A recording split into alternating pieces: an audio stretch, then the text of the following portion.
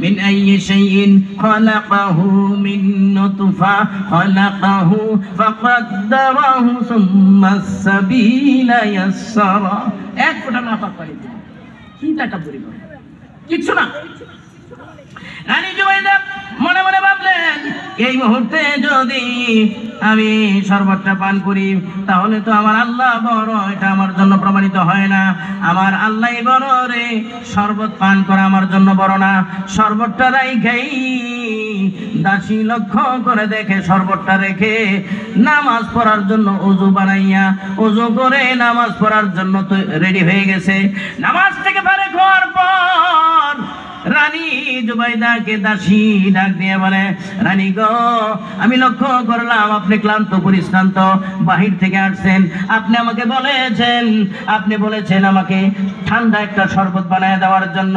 আমি তাড়াহুড়া করে আমি ঠান্ডা এক গ্লাস শরবত নিয়ে আসছি। লক্ষ্য করলাম শরবতটা আপনি পান করা মাত্রই আপনি মসজিদে আজান দিয়েছে, আর মাত্র আজান দিয়েছে আপনি শরবতটা রেখে নামাজের জন্য চলে গেলেন। ব্যাপার কি গো, কেন করলেন এই কাজটা, ঘটনা কি? এবার রানী ডাক দিয়ে বলে, আরে দাসী, তুই আমার একটা প্রশ্নের জবাব দে রে। মনে কর তুই বাহির থেকে আসছস ক্লান্ত পরিশ্রান্ত, বড় পিপাসিত, তোর পচিনা টপকাচ্ছে, গ্রাম বের হয়ে গেছে। এমন সময় তুই একটা ঠান্ডা শরবত, এক গ্লাস শরবত তুই হাতে নিচে পান করবি।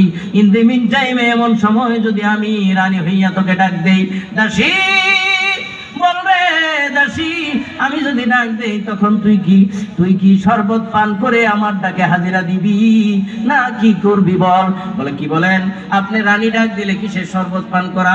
শরবত রাইখেই তো আপনার ডাকে হাজিরা দেব। এবার রানী জুবাইদা ডাক দিয়ে বলে, এইবার জবাব দে রে, আমি হলাম দুনিয়ার একটা সাধারণ একটা রানী।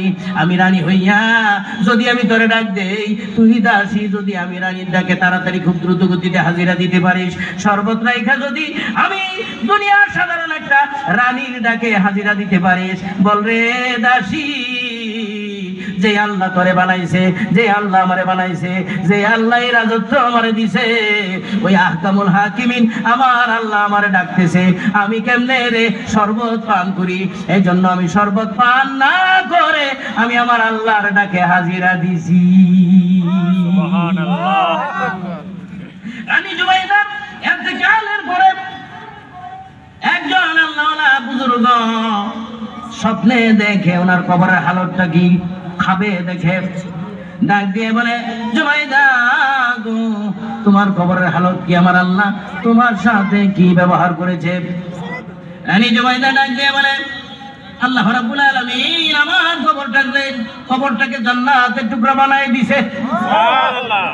আল্লাহওয়ালা বুজুর্গ মানুষ, আল্লাহওয়ালা প্লিজ, স্টেজে এমন কথা হবে না যেন আমার কানে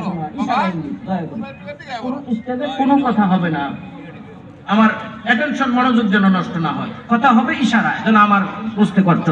হ্যাঁ, লা ইলাহা ইল্লাল্লাহ, লা ইলাহা